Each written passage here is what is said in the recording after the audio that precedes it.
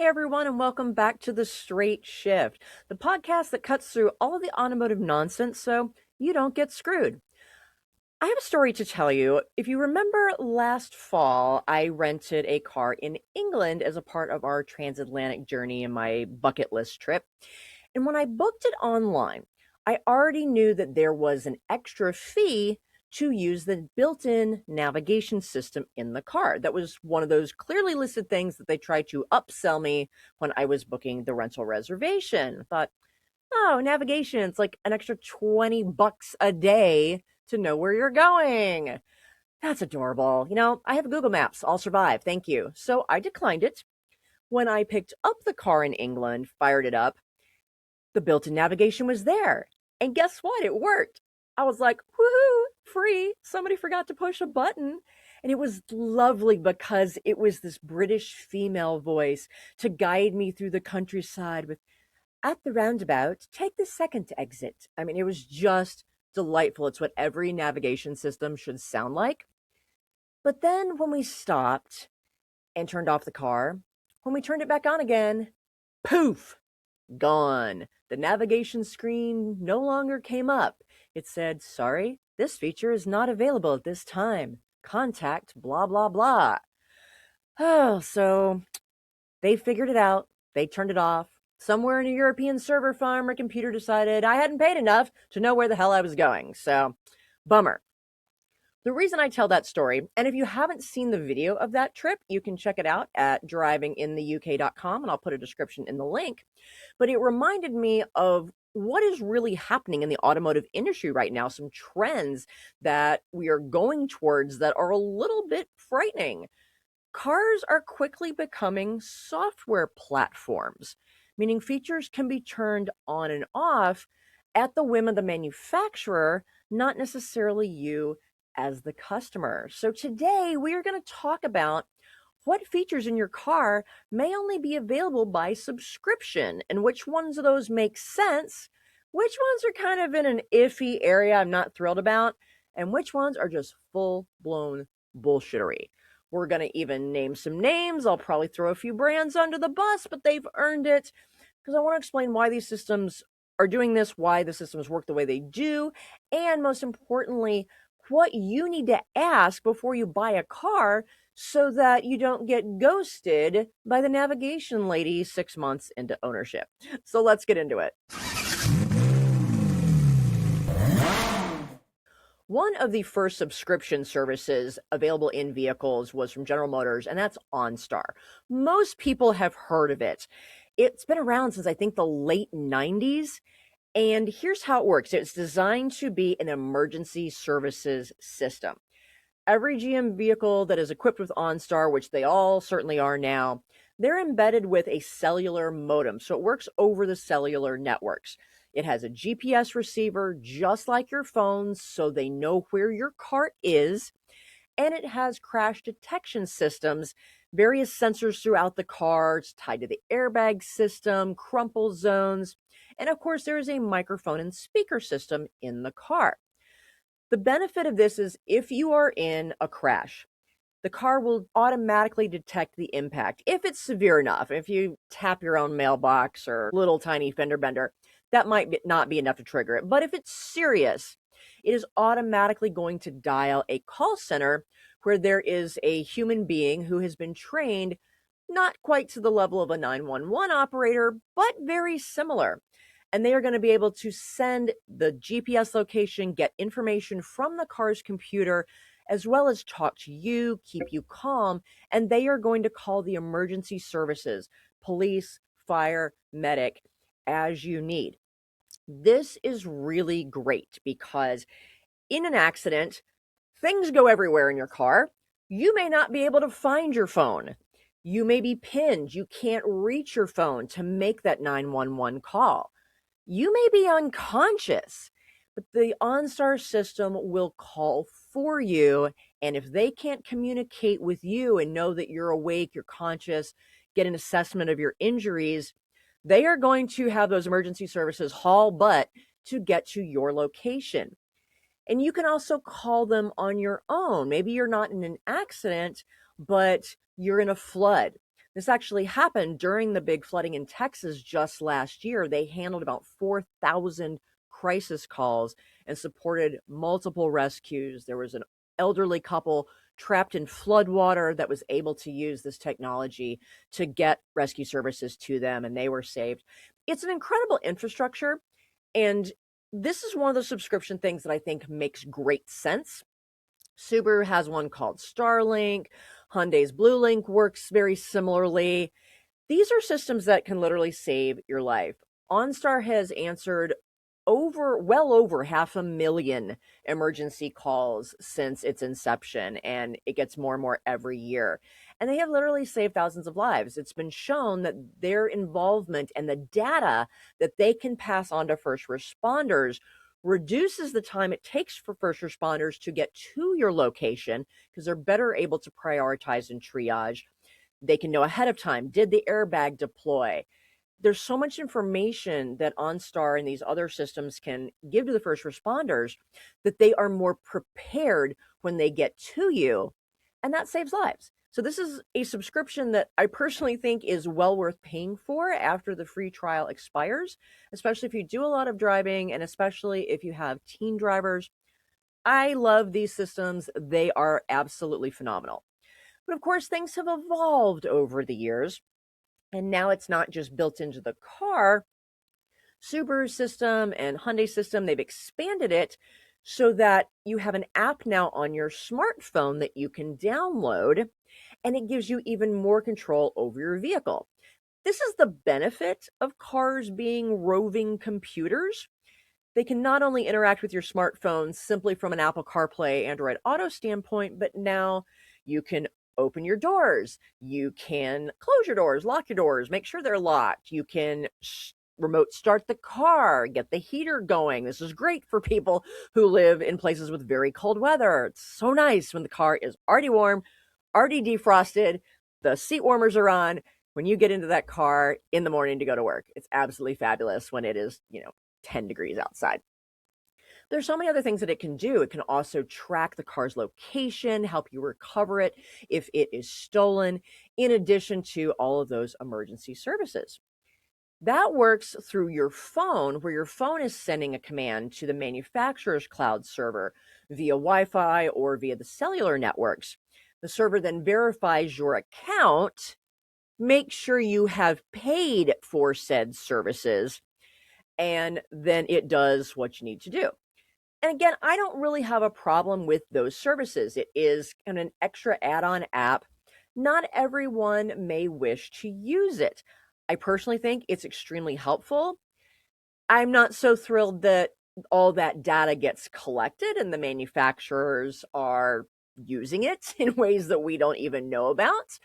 But, unfortunately, that's the trade-off that I've talked about in previous podcasts about, is your car spying on you?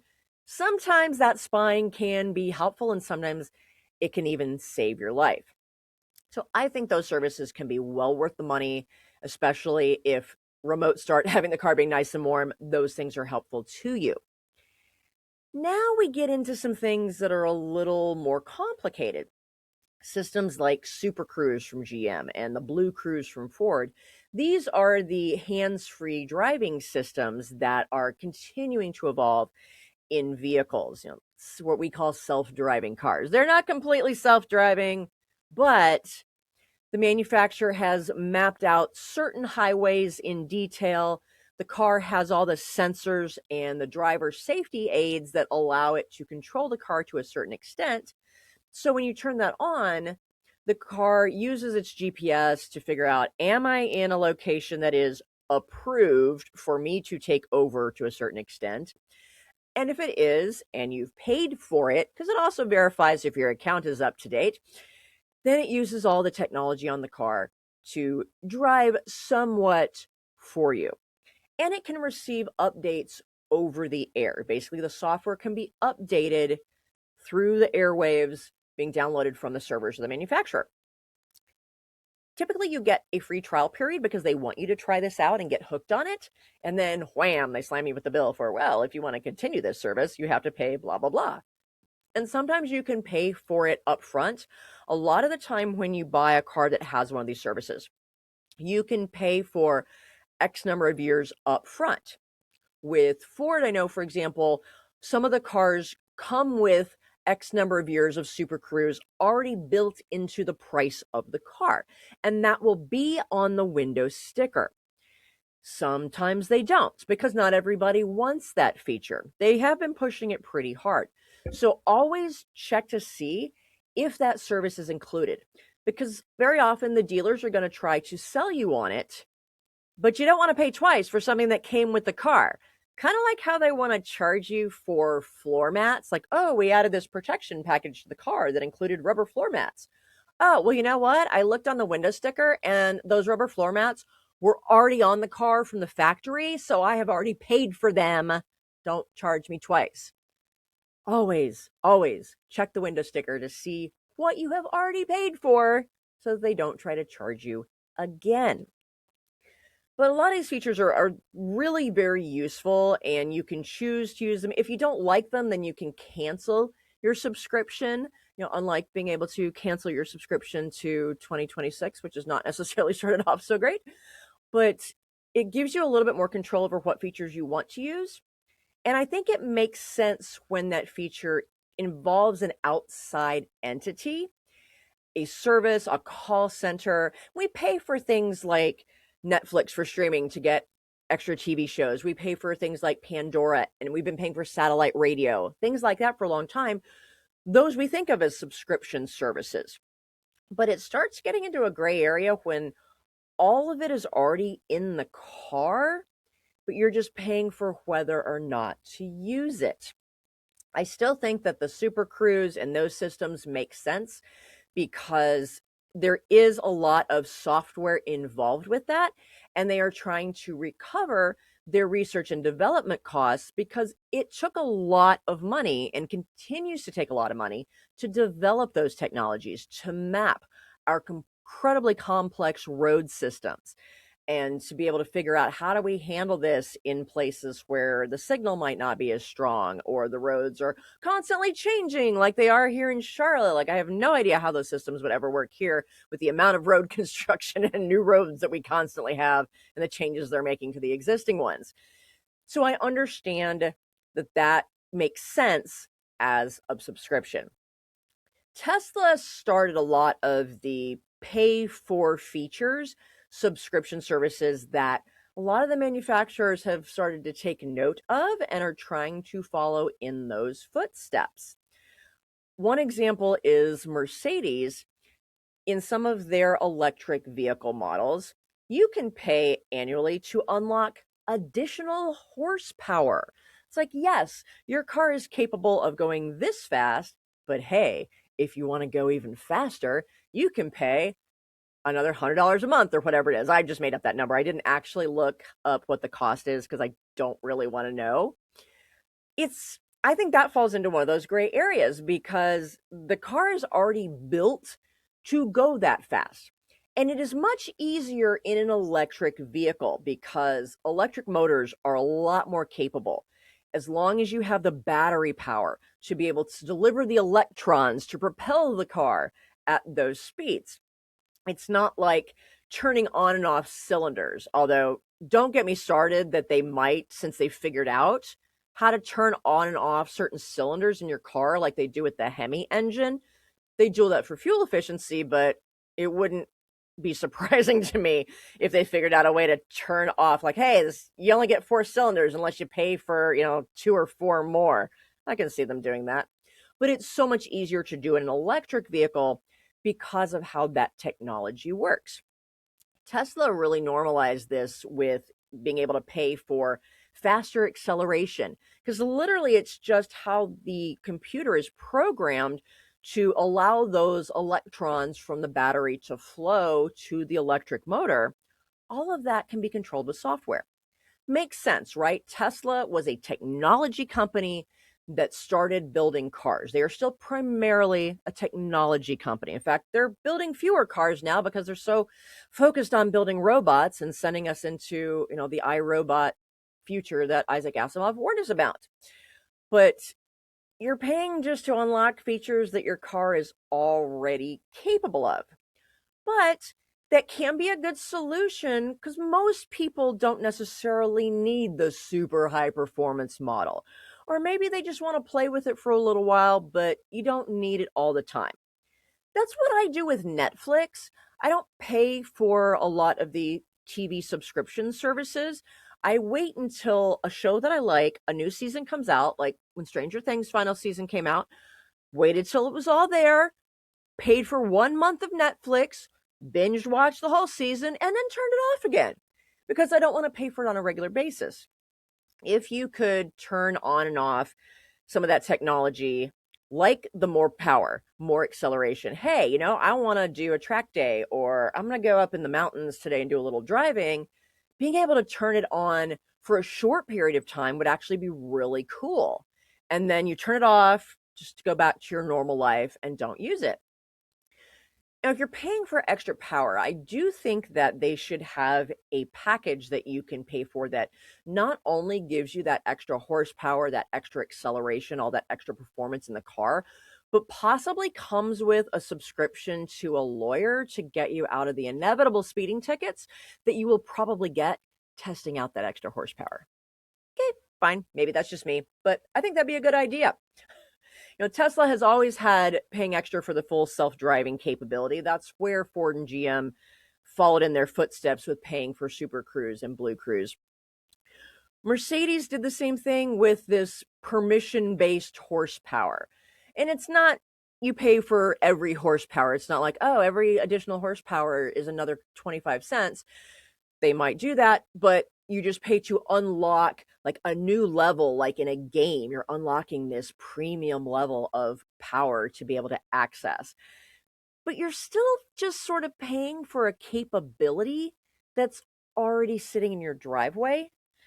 So I have mixed feelings about it, obviously. Let me know how you guys feel about that, and would you use something like that? Or if you have an electric vehicle that has subscription-based turn on, turn off these features, let me know if you like it. If you use it, do you pay for it?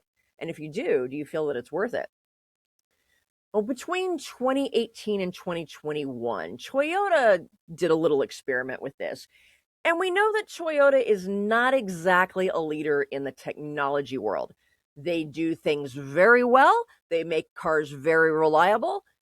They make them safe, but they are never on the leading edge or the bleeding edge of technology, just why they have the reliability. But they had this little period of time where they were smoking something, and certain models were equipped with specific infotainment systems that had remote start functionality that was built into the key fobs. So instead of going onto your smartphone and remote starting your car, which things like Subaru STARLINK and Hyundai's BlueLink do, this was actually built into just your normal unlock the damn door key fob. I actually have an aftermarket one of those on one of my old cars, specifically to get it heated up in the winter. But Toyota tied this in, but then they tied it to a subscription that expired after the trial period ended. Wasn't every model, wasn't every trim, but here's what happened. Once the subscription ran out and you didn't renew it, the key fobs entirely stopped working. Like you couldn't even unlock your car and get into it without paying for the subscription. Boy, did that go over like a fart in a spacesuit. People were none too happy about that. So I don't think that was Toyota's intention. I just don't think they tested it as thoroughly as Toyota normally tests things. They struggle on the technology side.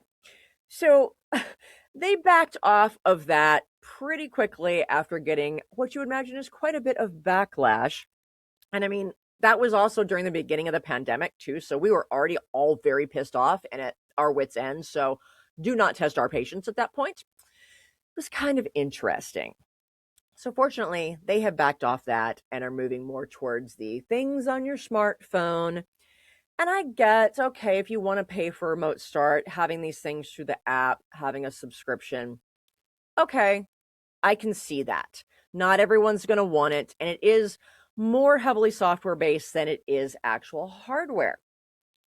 But BMW tried to take it a little too far.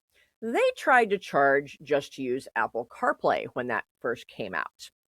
That did not go over well either. They backpedaled really quickly after the internet completely roasted them over that. But it didn't stop them from continuing to test out some serious subscription bullshittery. They offered a subscription in the European markets, UK, Germany, South Korea, a few other markets around the world, a subscription to heated seats. Let's think about that for a minute. The seat is already installed. The heating element in the seat, that's already installed. All the wiring is already installed and hooked up. And the little button to push it is already in the car, connected to everything. The car is physically capable from the factory of keeping your butt nice and warm. Why should you have to pay a monthly subscription to activate it? That's like a tushy tax. I am not paying a tushy tax. Nothing has to connect outside the car. There is not a human involved in helping you keep your bum warm.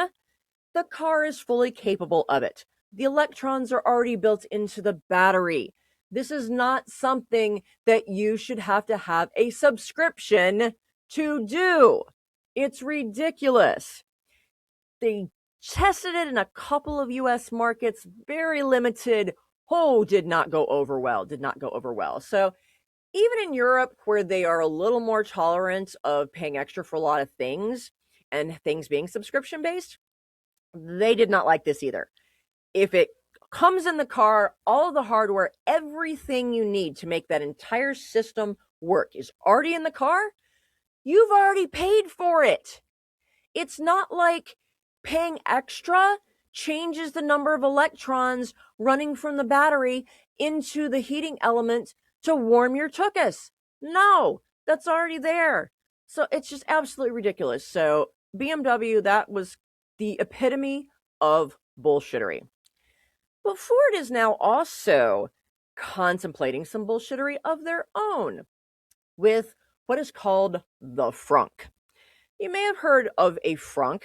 That is the storage space in the front compartment of an electric vehicle because there's not an engine up there.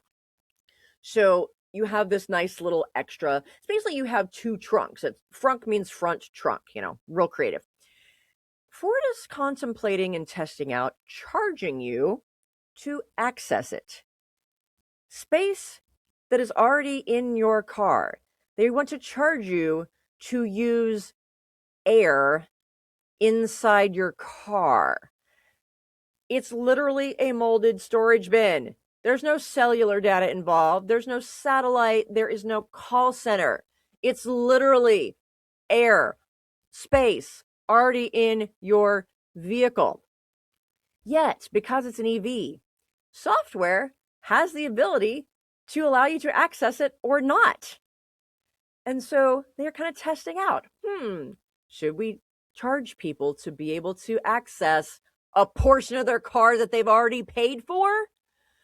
Really hope this is not going to actually get rolled out and they will be coming to their senses very, very quickly, because I don't even think the Europeans would tolerate that. We Americans, oh my God, no. I have already paid for this. Cars are rolling computers, and I have said that Tesla was a technology company that decided, hey, let's make cars.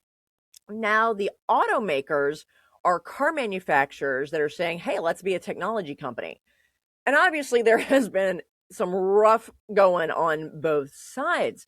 But now the cars have embedded SIM cards. They do receive more and more over-the-air updates. Some of that can be great. If you don't have to take your car into the dealership just for them to do recall work, because the recall is a software problem and they can just send it to you over the air, fantastic. That is one of the things that Tesla owners love about their cars. And I'm perfectly okay with going in that direction where it's appropriate.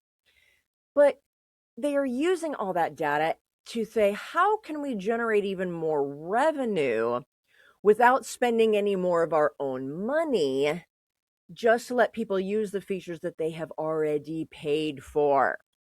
So, when you go car shopping and you're looking at cars with all this new technology, especially if the dealer talks a lot about, oh, well, it has STARLINK or it has this BlueCruise or it has these cool technology features, be sure to ask, does that come free with the car? Or is there a subscription? Is there a free trial to it? If so, how long is that free trial for? And what is it going to cost me when it expires? And then find out, hey, is there a way, if I pay for, say, 3 years up front, is there a discount on that subscription versus yearly or monthly, whatever? And ask, what stops working if I don't renew the subscription?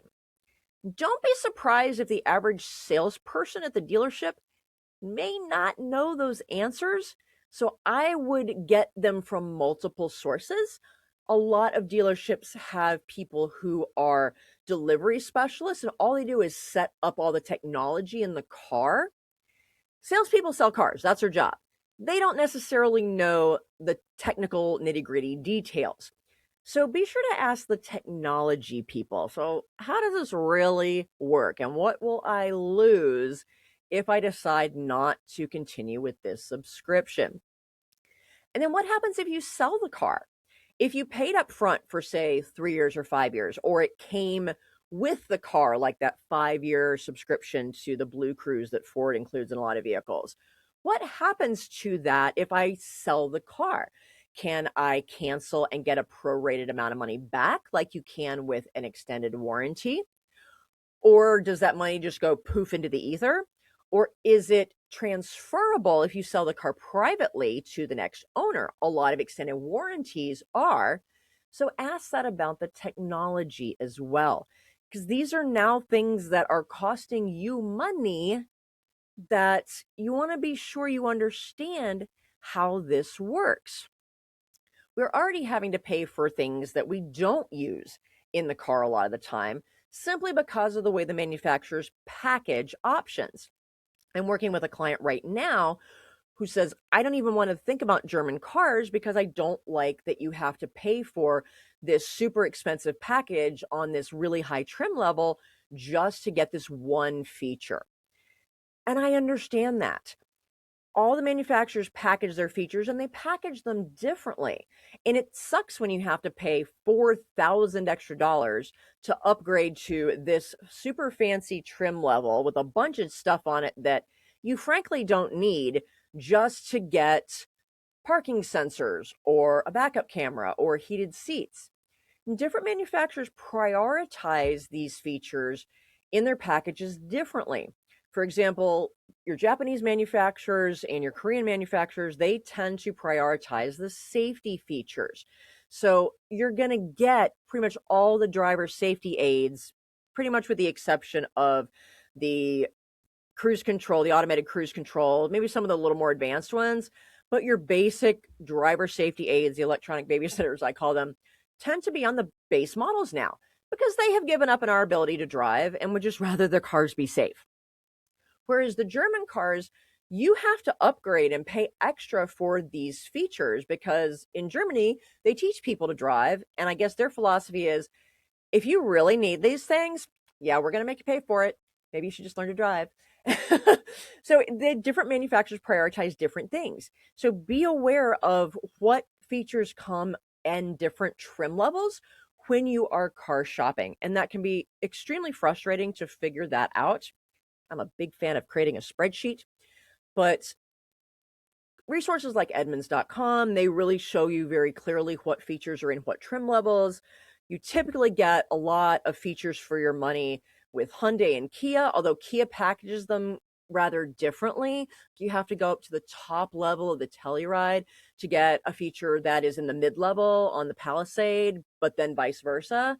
It's really weird. So it's important to really know what features are important to you, which ones are must-haves, which ones are, that'd be great, and which ones like, I can live without that, If it means saving $4,000, maybe there's another aftermarket solution to that, or I can just live without it. And then really look carefully at those subscriptions and understand what the capabilities are of that technology, how much it's going to cost you, how long is your free trial, and is that free trial the full features, or is it just a free subset of features just to kind of get you interested and hopefully you'll pay more? Always understand where your money is going and what can be taken away from you. So let me know, what feature would you pay for? Now, I might, for example, if they can build cars, just build one level of car. Do not give me different trim levels, just build one level of car. And then maybe I do pay for just the things I want. I could pay for heated seats just in the 3 months of the winter that I might need it here in Charlotte, and then pay for the air conditioned seats for the 3 or 4 months where I'm sweating my butt off, and then turn it off when I'm not using it, just like I do with Netflix. That might be kind of cool. I might not need navigation, so I might not pay for that. That might be interesting, but only if they can make the price of the car itself less, because we are already paying through the nose for the price of the car. I'm sure as heck not going to pay for something that's already in the car just for the privilege of actually using it. So let me know, what would you never pay for? What would you want to pay for? Have you ever had something expire unexpectedly that no one explained to you and suddenly you couldn't use your car anymore? It's not easy out there, folks, but understanding how all this stuff works will help to save you money in the long run. And as you know, that's already my goal. So next time, I'll see you in the straight shift. Drive safely.